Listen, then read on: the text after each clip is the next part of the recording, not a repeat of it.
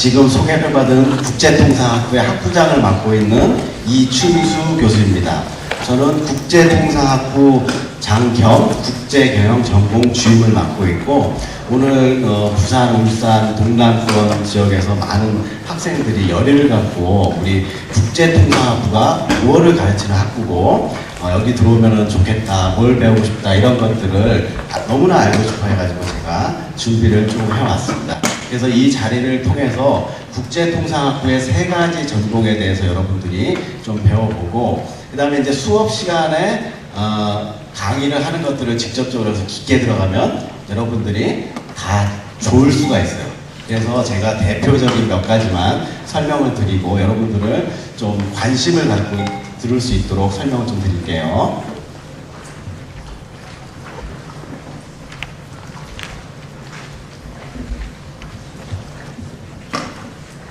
자, 제목에서 보시면은 미래로 세계로 국제통상 이렇게 돼 있죠. 그래서 여러분들은 지금 이 순간부터 시간이 흘러가고 현재가 당연히 미래로 진행을 하고 있겠죠. 이 미래를 통해 가지고 우리가 세계로 나가는 방향에 대해서 배워보고, 국제통상이 이 2가지를 여러분들에게 가능하게 해주는 전공이라고 이렇게 얘기를 할 수가 있습니다. 그렇다면은 우리가 여기서 왜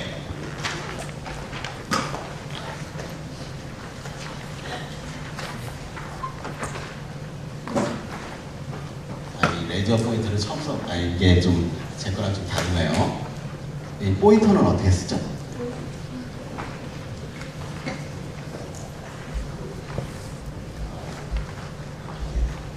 자,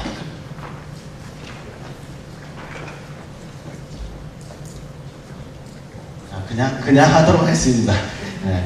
자, 우리가 그러면은 왜 국제통상을 배워야 되고, 무엇을 배울 거고, 어떻게 배울 것이며, 그렇다면 국제통상학부의 차별화된 점은 무엇인지, 디퍼런시에이션은 뭔지, 그리고 이런 차별화를 통해 갖고 우리 학부에서 여태까지 어떤 성과를 냈는지, 그리고 여러분들이 이런 성과를 낼 수 있도록 어떤 솔루션, 해결책을 갖고 있는지 이렇게 설명을 드리고, 마지막으로 여러분들의 질문을 받고 제가 답변을 좀 드리도록 할게요. 자, 이 사진은 네이버에서 제가 직접 캡처를 해서 갖고 왔는데, 무슨 사진이죠? 집이죠. 그냥 집이 아니라 수영장이 깔린 대저택이고, 지금 여기 이런 집에 살고 있는 학생 한번 손 들어보세요. 한두 명 있는 것 같네요. 앞으로 이런 집에 살 것이다. 손 한번 들어보세요. 거의 모든 학생들이 이런 집에 살고 싶겠죠. 그렇다면은 누가 이런 집에 살겠어요? 돈 많은 사람이 살겠죠. 돈을 많이 벌려면 돈도 많이 벌고, 이게 뭐죠? 이게 모타포트죠. 그죠? 이 앞에 있는 대저택을 사신 분은 이 모타포트에 부품을 팔아가지고 대저택을 샀어요. 이 모타포트는 시가가 이렇게 작아 보여도 인력해요. 인력하는데 이 중에서 가장 비싼 부품이 모터예요. 모터가 5천에서 1억 정도예요. 그래서 이 모터만 전문적으로 수입을 해가지고 팔아가지고 굉장히 큰 수익을 내갖고 돈을 많이 벌었어요. 근데 이 모터에 대해서 알려면 그냥 있는 미국산, 일본산, 선진국산 뿐만 아니라 용량, 가격 다 차별화가 되어 있기 때문에 이러한 것들을 이제 어떻게 수입을 할 것이며 정보 조사도 해야 되겠죠. 그래서 판로를 어떻게 개척하고 이런 모든 것들을 국제통상에서 배우고 있어요. 자, 이제 본격적으로 국제통상학부를 소개하기 전에 여기에 굉장히 많은 로고들이 있죠. 기업체 로고인데 얼마 전에 특성화 사업을 하면서 우리 학생들이 어느 분야의 취업을 주로 하고 있느냐 해가지고 이제 기업체 로고만 했는데 유통 쪽이라든지 물류, 그 다음에 금융권, 통상회사, 그리고 여러분들이 원하는 대기업들, 공무원, 관세직 포함해서 관세사, 많은 학생들이 다양한 국제통상학부를 통해 갖고 진출을 하고 있습니다.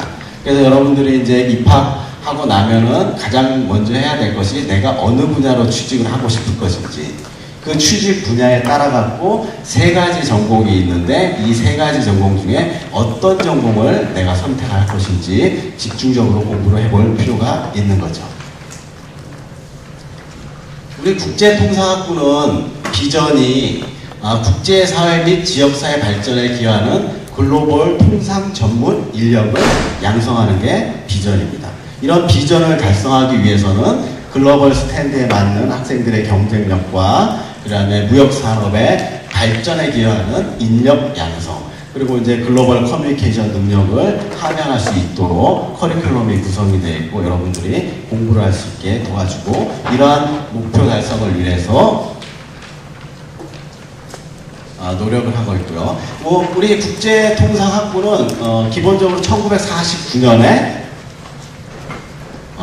부산 수산대학 수산경제학과 신설을 모태로 해서 79년도에 무역학과가 수산대에 신설이 됐고요. 87년도에는 부산공업대 무역학과 신설됐고, 그리고 96년도에 두 학교가 통합하면서 무역학과가 출범을 했습니다. 그 이후로 국제통상학부로 명칭을 개명을 하고, 그 다음에 2014년도 2월에 우리 그 대연 캠퍼스에서 가장 최신식 건물에 입주를 해갖고 학생들이 교육을 받고 있습니다.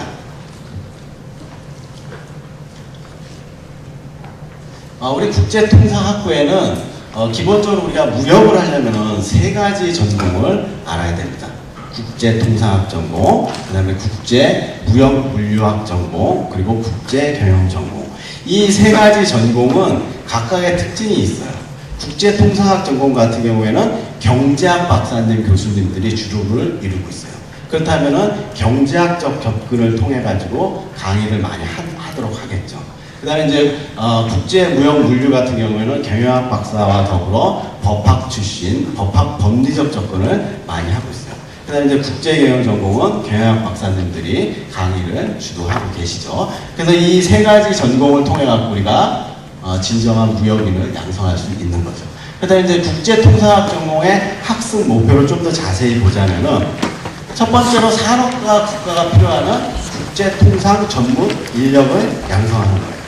그리고 두 번째가 이러한 그 국제통상에 관련된 이론과 실제적인 관리 기술을 배우고 연구를 또 할 수 있죠. 그 다음에 이제 국제통상과 관련된 산업 및 한국 경제의 지속적인 발전을 위해서 노력하는 게 본 전공의 학습 목표고요. 주요 과목을 보시면은 이제 국제통상학이라든지 국제경제학, 국제금융, 미시, 거시 이런 다양한 과목들을 통해 가지고 여러분들이 경제학적인 백그라운드를 배울 수 있도록 해요.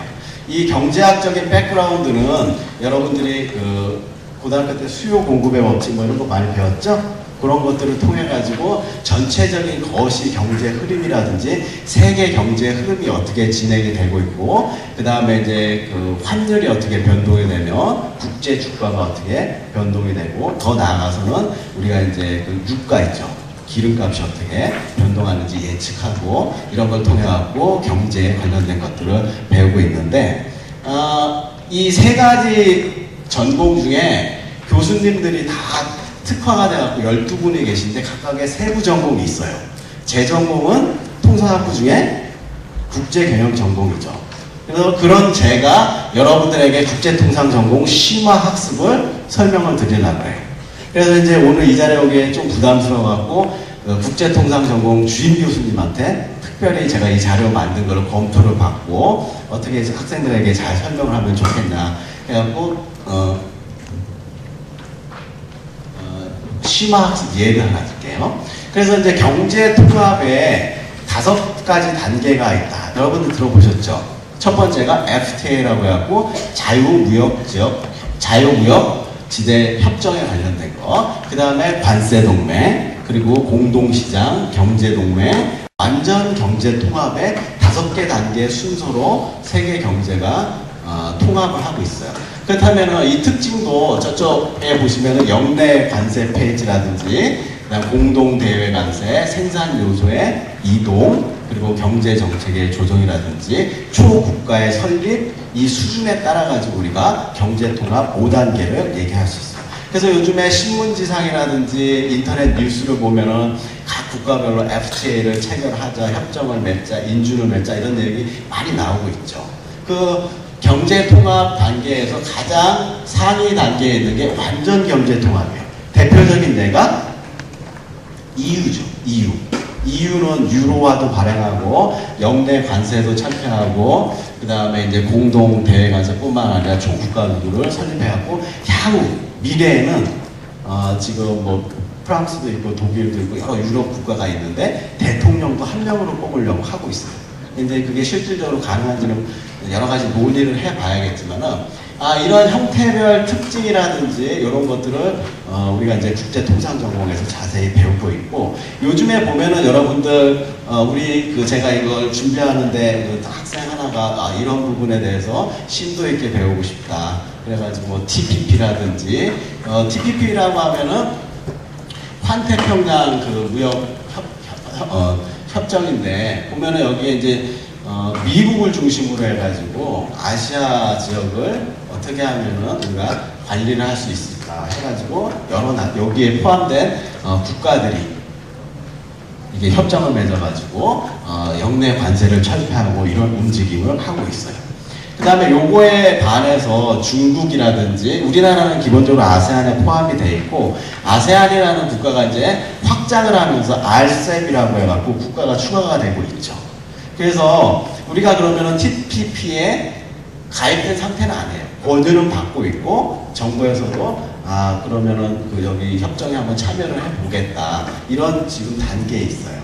그리고 이제 요거에 맞서갖고 이제 중국이 RCEP이라고 해가지고 우리도 그러면은 그 차별 대우를 받으면 안 되겠다 해서 중국과 미국이 지금 경제 패권 주도 하에 있는데 그 중간에 우리나라가 껴가지고 어느 쪽에 참여를 더 많이 하거나 거부를 해야지 국익에 도움이 될 것인지 이런 것들을 이제 국제통상전공에서 심도 있게 배우고 있는 거죠. 우리나라는 무역 의존도가 경제에서 차지하는 퍼센티지가 95%나 돼요. 그러니까 무역을 안 하고서는 여러분들이 입고 있는 옷이라든지 의식주 해결이 되기가 굉장히 힘든 상황이죠. 그래서 이제 갈수록 무역 의존도가 높아지고 중국 같은 경우에는 우리나라가 중국에 대한 의존도가 60% 정도 돼요. 그죠? 이제 미국이라든지 유럽 이런 데보다도 월등히 높아졌고 이제 계속 성장하고 있는 국가이기 때문에 우리가 이제 현실적으로 어떻게 그 지정학적 위치에서 우리의 국익을 찾는가 이런 것들을 이제 국제통상 전공에서 다 배울 수가 있는 거죠.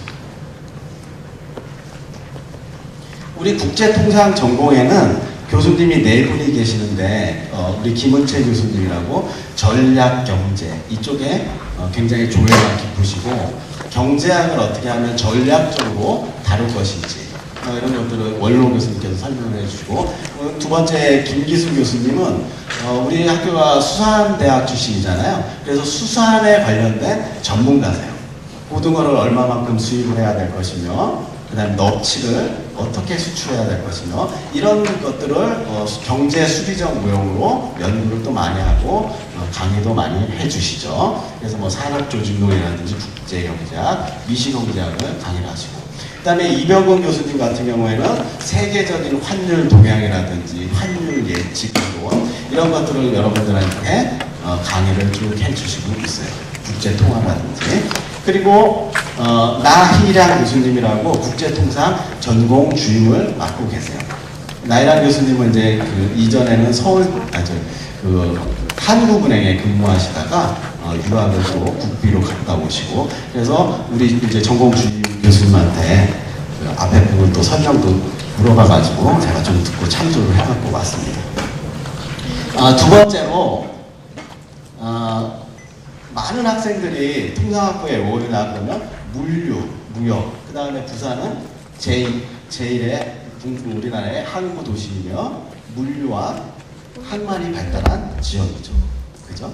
그래서 이제 부산항 같은 경우에는 세계 물동량 얼마 전까지 근데 현 단계에서는 너무 날씨가 춥고 그러니까 운송 비용은 20% 절감할 수 있지만은 이 여름 때는 이제 바닷길이 열리면 가는데 겨울엔 또 어떻게 갈 것인지 이런 다양한 복잡한 문제를 또 다루게 되고요.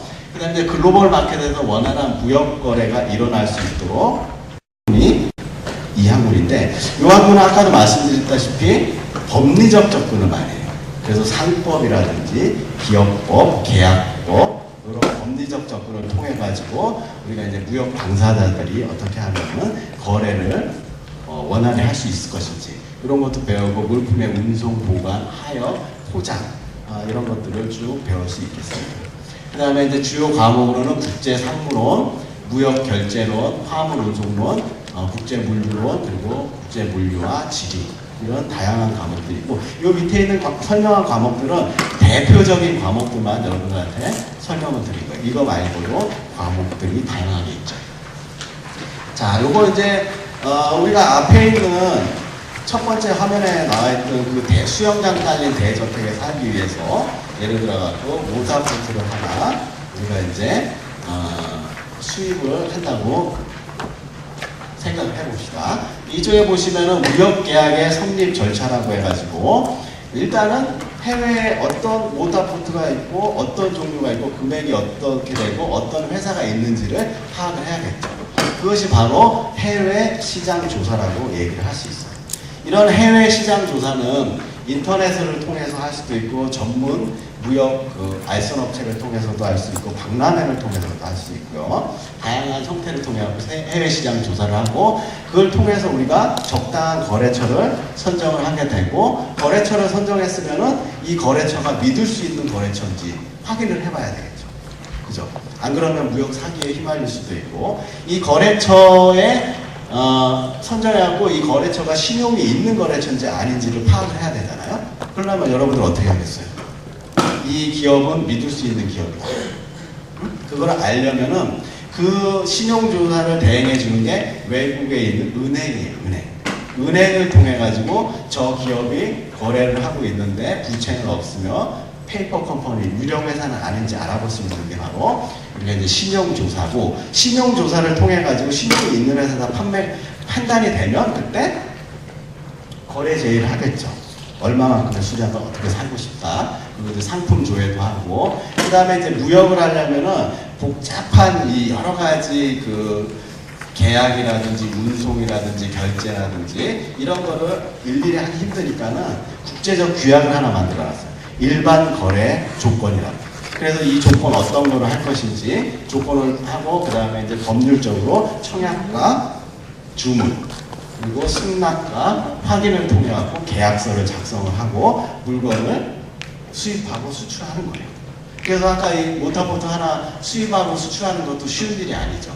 그래서 이제 여러분들이 국제통상학부에 와서 이제 공부를 하게 되면 앞에 있는 국제통상 전공에 따라서 세계적인 경제 흐름을 알고 그 흐름에 따라 가지고 무역물류 전공에서 어떤 물건을 수입하고 수출하며 어떻게 운송할지를 배우게 되는 거죠. 그 다음에 이제 옆에도 보면은 컨테이너 화물의 운송 형태라고 해서 LCL, 그 다음에 FCL 이런 게 나오는데 우리가 이제 컨테이너 박스, 컨테이너 차량 많이 보셨죠? 이 컨테이너에 물건을 수입하거나 수출할 때는 그 안에가 굉장히 넓어요, 여러분 생각보다. 그래서 물건을 꽉 채울 수도 있고 덜 채울 수도 있어요. 꽉 채울 때는 풀이라고 해갖고 FCL, 그죠? 풀 컨테이너 로드 해갖고 FCL이고 레스 컨테이너 로드 해갖고 적게 채울 때. 그럴 때는 입하하는 장소가 달라요. CY는 컨테이너 야드라고 해서 컨테이너 적시장이고 그 다음에 이제 CFS라고 해갖고 컨테이너 프레이트 스테이션이라는 지역에 오고 이런 것들을 여러분들이 그 물류 운송론에서 더 자세하게 설명을 또 들을 수가 있어요. 그 다음에 이제 컨테이너 화물의 유통 경로에 갖고 내륙 대포라든지 유니트를 따라가지고 컨테이너 터미널에 들어간 다음에 대형 터미널 선에 선적을 하고 선적을 한 게 또 내륙에 도착했을 때는 어떻게 하역을 하고 이런 이제 실무적인 것뿐만 아니라 다양한 내용들을 배울 수가 있겠죠. 그 다음에 이제 앞에도 얘기했지만 요 밑에 보면은 이런 책들의 출처는 내용들의 출처는 무역개론이라는 책에서 제가 캡처를 해왔어요. 그래서 여러분들이 나중에 국제통상에 대해서 공부를 하고 싶다.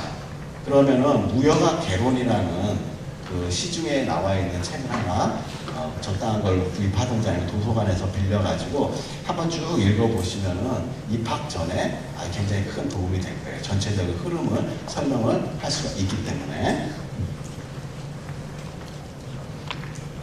자, 국제무역물리학 전공에는 네 분의 유명하신 교수님이 계신데 윤광훈 교수님이라고 국제상무와 무역연습 과목들을 강의를 하시고 굉장히 원로 교수님이시며 국제 상무에 관련돼 가지고 학계에서 굉장히 인정을 받고 계신 분이고 좋은 책들도 굉장히 많이 저술하셨어요. 그 다음에 이제 함영신 교수님이시라고 화물 운송로 국제 항만관리 국제 물류로를 강의하고 계신데 이분은 여러분들 텔레비전에서 자주 보시지 않았어요? 부산 항만공사 운영위원도 하시고 어떤 부산에 물류 문제가 생겼다 그러면은 인터뷰를 하고 오시기 때문에 그 사진이 한 10년 전 사진이라 갖고 여러분들이 좀 몰라보시는 것 같은데 텔레비전에 자주 나오십니다. 그리고 옆에 조찬혁 교수님 물류, 서프라이 체인 매니지먼트 등 물류 관련 과목들을 많이 하시고 그다음 KMI라고 해가지고 이런 그 국책연구기관 이런데 근무를 하시다가 오신 분이고요. 그 다음에 이제 이정준 교수님이시라고 이분은 이제 무역법규라든지 정책, 그 다음에 이제 교통연구원에 계시다가 실무 같은 것들 많이 연구하시고 그러시다가 우리 학교로 오신 분이에요.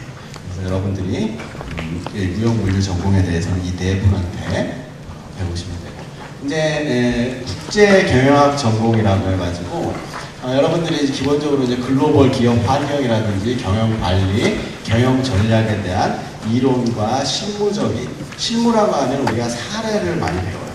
다국적이라든지 기업이라든지 글로벌 기업에 대한 사례, 그 다음에 이제 뭐 전략적 의사결정이라든지 국제 시장 조사, 중국 등 주요 시장국에 대한 지역 연구, 국제 비즈니스 문화, 비즈니스 커뮤니케이션 이런 것들을 배우고 있죠.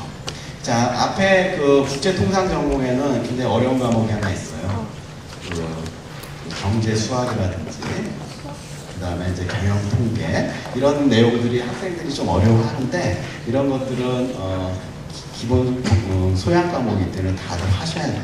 그리고, 주요 과목으로는 국제경영론이라든지, 국제경영론은 제가 강의를 맡고 있고요. 그 다음에 이제 국제재무, 국제마케팅, 국제경영 전략, 그 다음에 재무회계 이렇게 강의가 있습니다. 그래서 이제 저 같은 경우에는 국제경영과 국제마케팅을 주로 담당을 하고 있죠.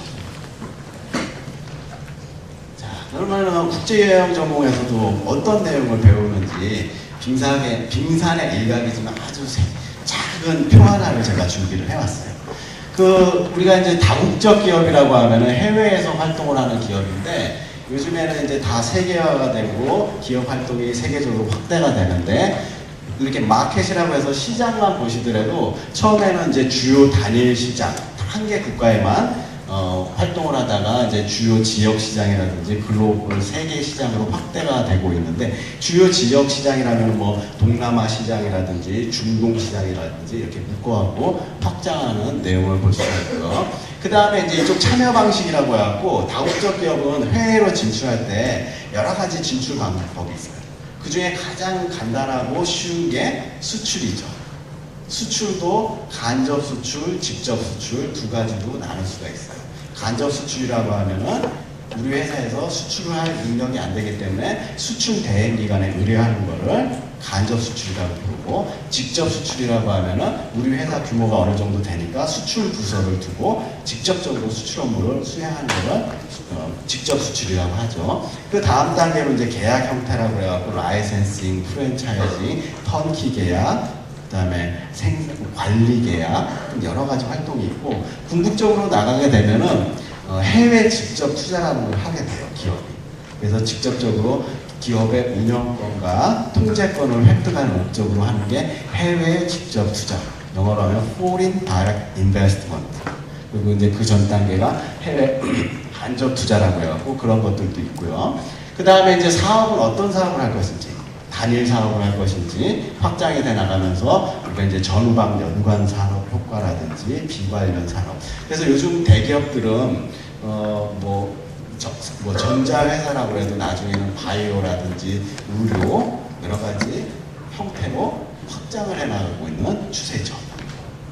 그 다음에 이제 우리가 어떤 경영 기능을 활동하고 있는지. 그래서 이제 경영학이라고 하면은 생산, 재무, 마케팅, 여러 가지 전략 이런 것들이 어우러져 가지고 우리가 경영이라고 해요. 그래서 국제 경영은 국내를 넘어선 해외로 우리가 어떻게 나가고 해외에서 기업이 어떻게 활동하는지 또 외국에서 들어온 국내 기업들 있죠. 국내로 들어온 외국 기업들 이런 기업들이 어떻게 활동을 하는지를 다루고 있는 거예요. 그래서 우리가 이제 국제라고 하면은 영어로 하면 인터내셔널이죠. 그죠? 인터내셔널에 관련된 용어가 굉장히 많아요. 멀티내셔널, 트랜스내셔널, 오버시즈, 월드와이드, 포린, 심지어 더 나가면은 이제 지구를 벗어난 우주, 코스모폴리탄까지 확장되고 있는 추세죠.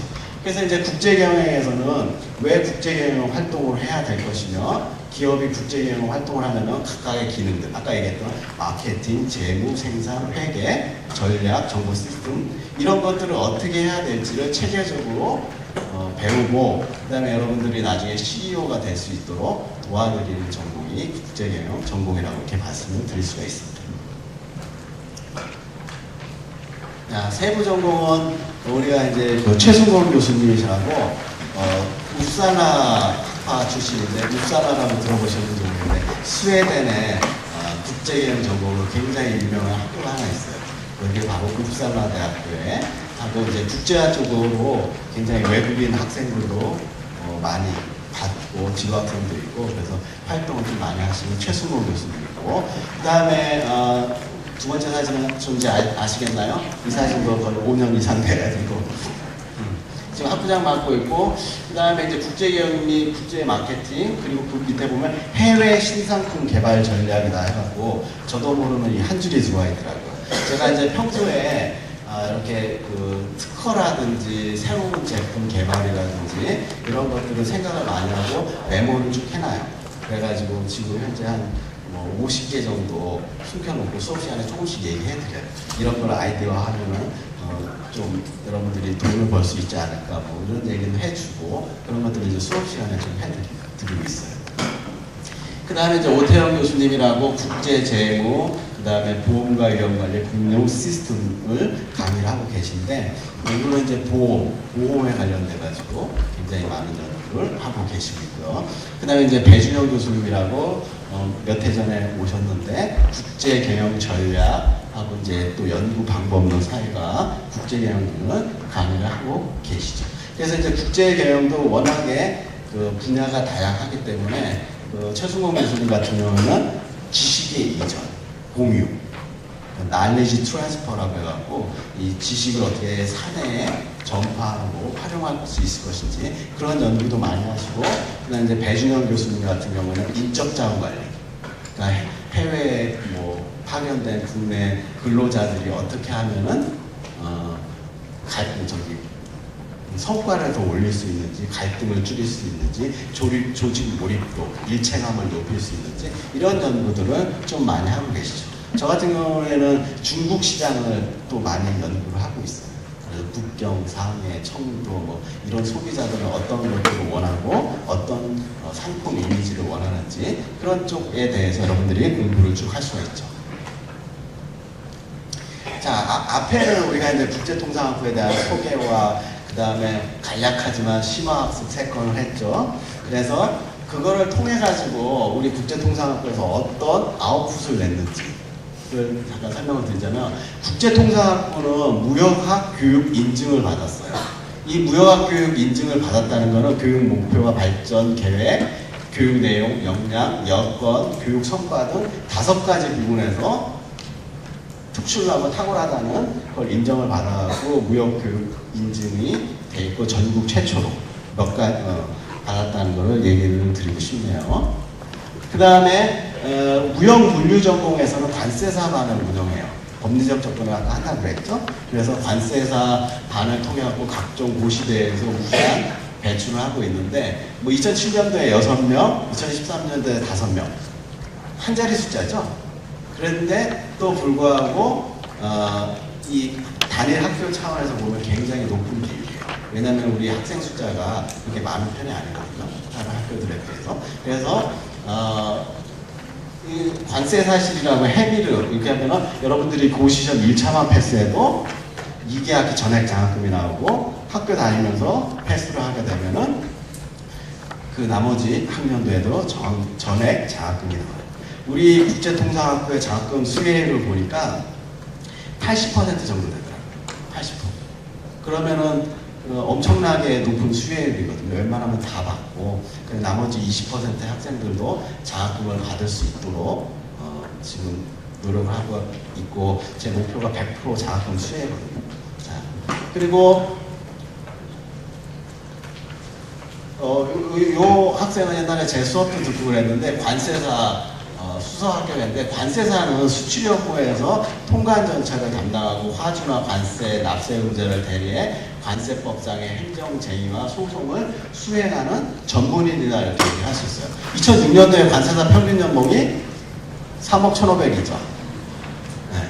근데 관세사가 되자마자 저런 연봉을 받는 건 아니고 이제 관세직 공무원을 하다가 이렇게 나오든지 아니면 관세사를 자격을 취득하고 굉장한 연륜과 경륜이 쌓였을 때 저 정도 연봉이 되는 거죠.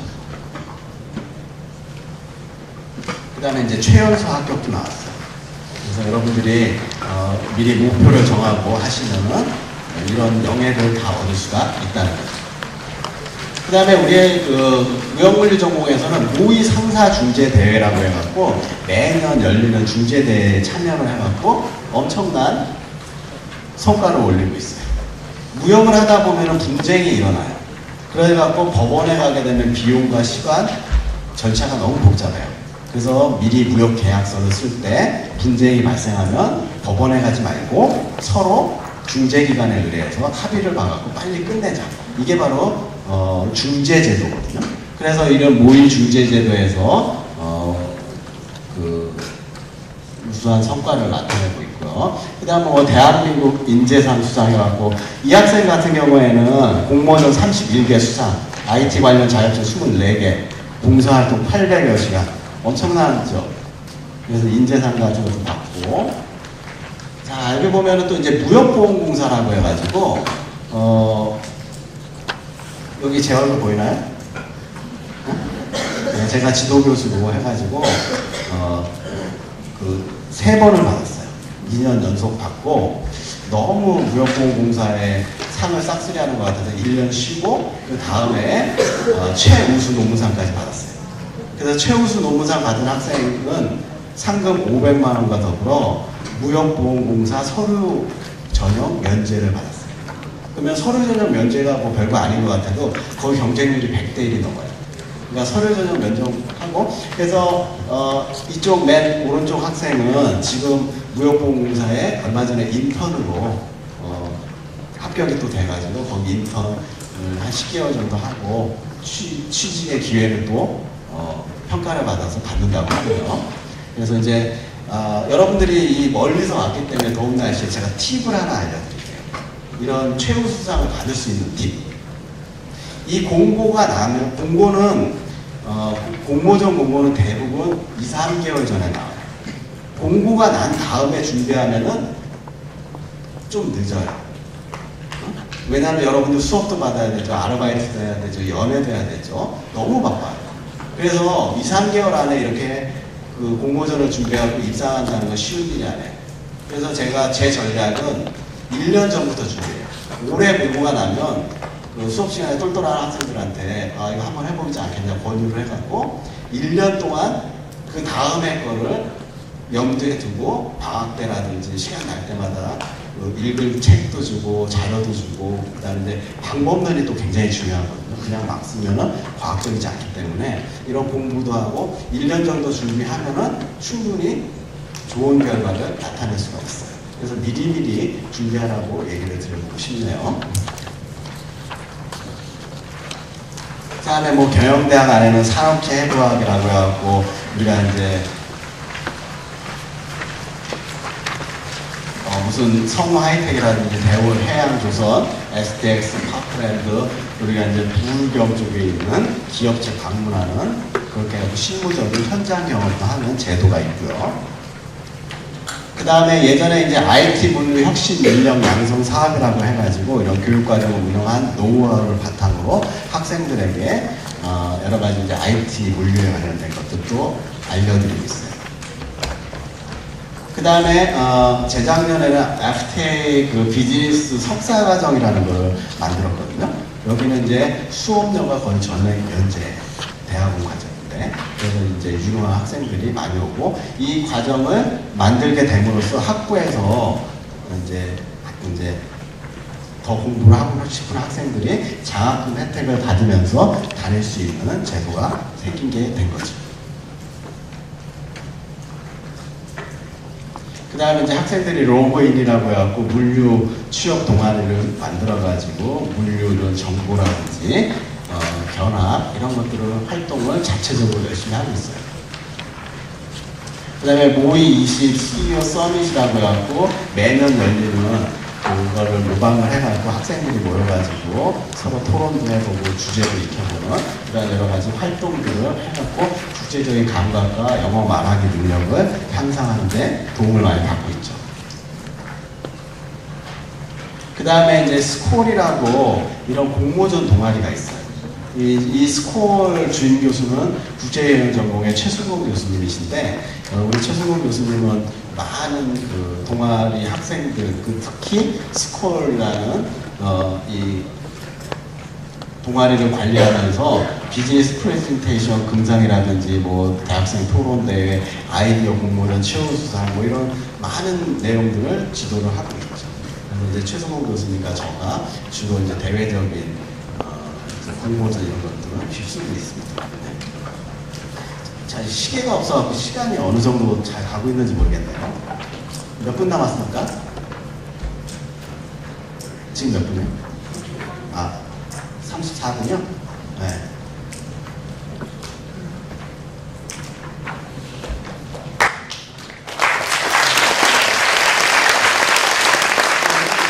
생각보다 시간이 좀 애매하네요. 그죠? 그래서 이제 제 개인적인 바람은 오늘 이렇게 제 전공교실 수업을 들은 학생들이 나중에 이런 수영장 딸린 대저택에서 모두들 다 수영장 하나씩 갖고 사는 게 제 바람이에요. 그죠? 자, 그럼 질문 있으면 한번 질문 좀 들어볼까요? 질문.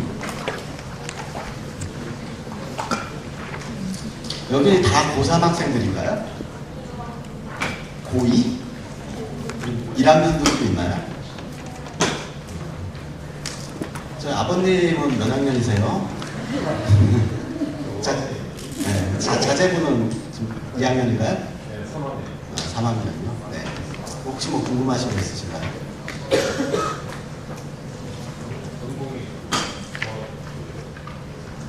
전공이 고? 네.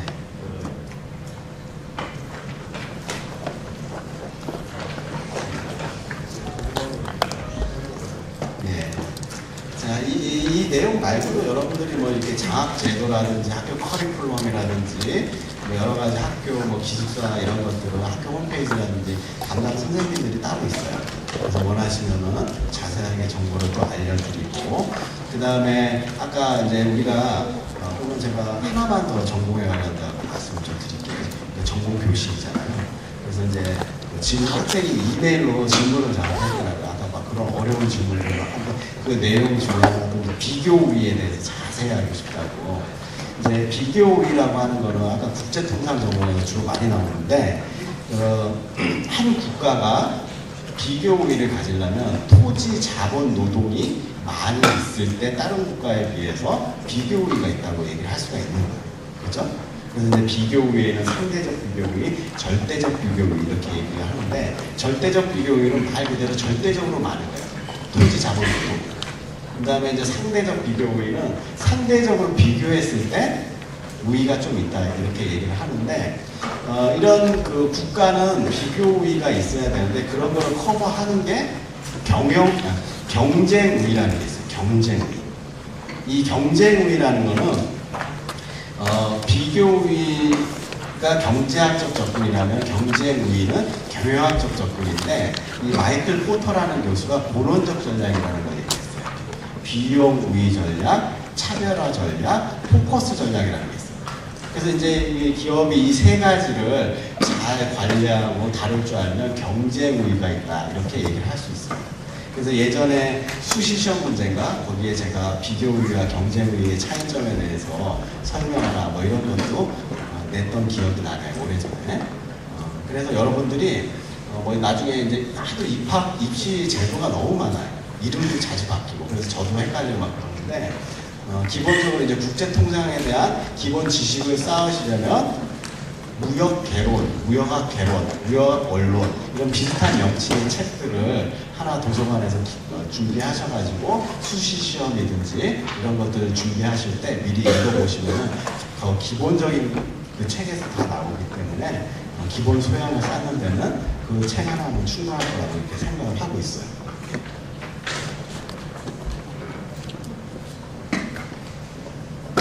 네.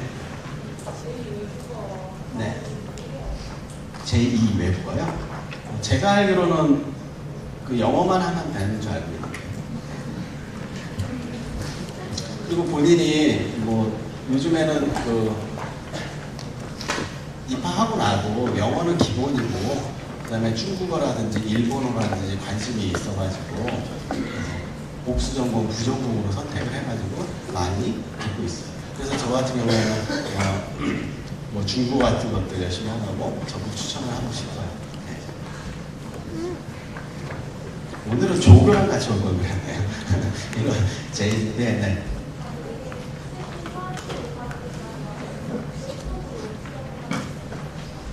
무역 회사에도 취업을 하게 되고요. 무역 회사에 취업하는 비율이 한 40% 정도 되는 거로 파악이 되고 있고, 그러니까 무역 우리가 이제 금융권에도 많이 가요. 증권회사, 보험회사, 이런 은행에도 많이 가고, 그다음에 제조업에도 많이 가고, 공무원, 이렇게 뭐 다양한 분야에 진출을 할 수가 있겠죠. 네.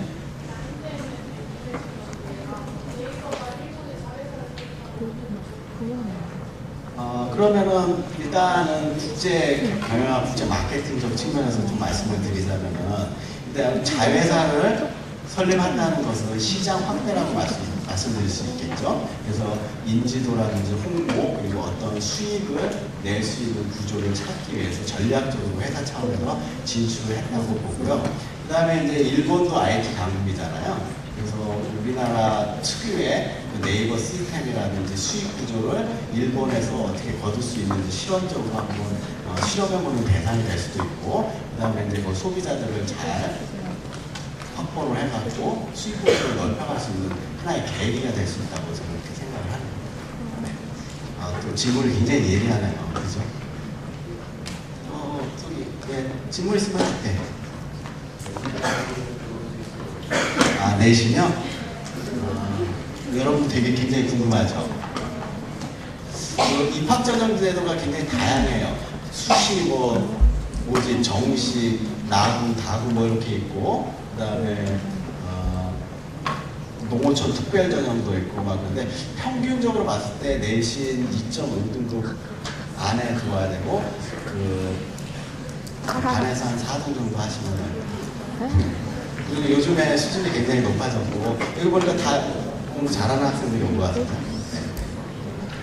네. 본인의 전형에 맞는 제도도 한번 잘 활용을 해보도록 하겠습니다. 네. 또 질문 있습니까?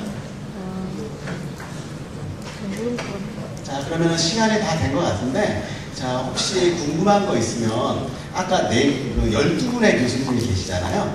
그죠? 그 12분의 교수님 이메일 주소는 홈페이지에 다 나와 있어요. 그래서 여러분들이 홈페이지에다가 아니 이메일로 보내시면 교수님들이 친절하게 답변을 해드릴 거라고 믿고요. 자, 여러분들 나중에 다 좋은 성과 있으시길 바랍니다. 네, 감사합니다.